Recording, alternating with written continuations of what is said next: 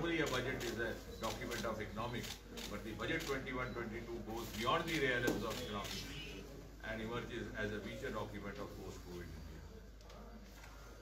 क्योंकि एक और विश्व भी हमारी ओर देखने लगा है, दूसरी ओर जब अन्य रिसोर्सेज का अभाव होगा तो जो अनएक्सप्लोर्ड पोटेंशियल्स हैं हिंदुस्तान में वो किस प्रकार से उपयोग में ला सके। और इसी समझ को लेकर के, इसी अध्ययन को लेकर के हमारे प्रायोरिटी एरियाज, हमारी प्राथमिकताएं निर्धारित की गई हैं, जिसको कहा गया popular phraseology 6 pillars of the 21-22 budget. और पहली बार स्वतंत्र भारत के इतिहास में स्वास्थ्य क्षेत्र के लिए 137% वृद्धि करके 2 लाख करोड़ से अधिक की राशि निर्धारित की है। और ये इसलिए भी महत्वपूर्ण है कि बहुत समय से चिकित्सा जगत के लोगों की ओर से भी ये मांग आ रही थी कि भारत में स्वास्थ्य के लिए बहुत कम प्रतिशत बजट निर्धारित किया जाता है। और उसके अनेकों कारण हैं, क्योंकि हमारे समाज में भी हेल्थ फॉर ग्रांटेड, हमारी आर्थिक स्थिति भी इस प्रकार की नहीं रहती कि जहाँ आयुष्मान से पहले इंश्योरेंस का भी कोई प्रावधान नहीं था, जहाँ लोगों को 2 वक्त की रोटी की प्राथमिकता और चिंता रहती है और दवाई औषधि की तरफ उनकी प्राथमिकता नहीं जाती अपनी परिवार और संतान को पालने की चिंता में। ऐसे देश में एक प्रोग्रेसिव सोच लेकर के, क्योंकि जैसे मैंने कहा कि हमने अपने आप को अगली भूमिका के लिए तैयार करना है, पहली बार एक departure from the earlier practice करके। दूसरा हमारा इंफ्रास्ट्रक्चर पर बल, जिसमें हमारे रोड हाईवेज, हमारे रेलवे, जिसमें अभी कह भी रहा था अभी वार्ता संपन्न हुई कि हाईवेज पर बहुत बल दिया गया।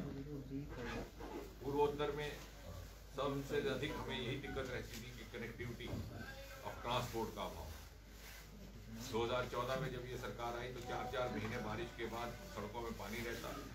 कम से कम 2-3 प्रदेश ऐसे थे जहाँ किसी ने रेलगाड़ी नहीं देखी थी, हवाई अड्डे भी बने नहीं थे। 5 साल के बाद आज North East is being cited as example of development model. और प्रधानमंत्री जी का आदेश है कि वही फोकस अब जम्मू कश्मीर पर भी दिया है, जिस पर आपका एक्सप्रेस रोड कॉरिडोर बनने वाला है। जिस प्रकार बिकॉज अ कंट्री, जैसे जॉन कैनेडी ने कहा था कि America is great not because of great highways, but it is great because of great highways.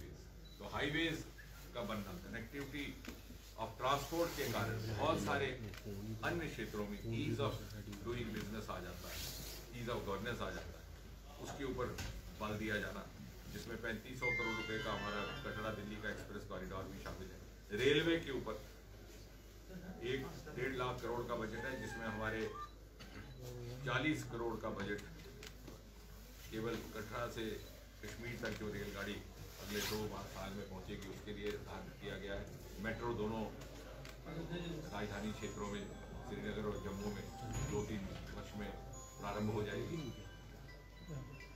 और इसके अतिरिक्त कोई ऐसा वर्ग नहीं है समाज का, क्योंकि अक्सर ये अटकलें लगाई जाती थी कि इस बार का बजट बड़ा कठिन होगा, बड़ा हार्श होगा, इसमें टैक्स बढ़ जाएंगे, इसमें कीमतें बढ़ जाएंगी। लेकिन इसके विपरीत देखने को ये मिला कि कोई ऐसा वर्ग नहीं रहा समाज का जो किसी न किसी प्रकार से लाभार्थी रहा।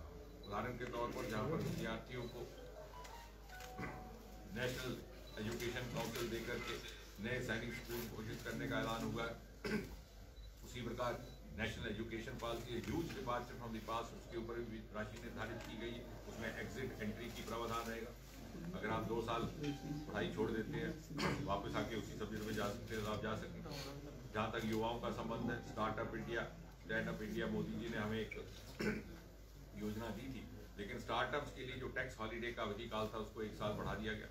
जहाँ दूसरी तरफ आप देखें इसी स्पेक्ट्रम के दूसरी तरफ जो एल्डर सिटीजन हैं, 75 वर्ष से आयु के ज़्यादा, उनके लिए पेंशन लेने वालों के लिए इनकम टैक्स रिटर्न भरने की दुविधा से मुक्ति प्राप्त कर दी गई।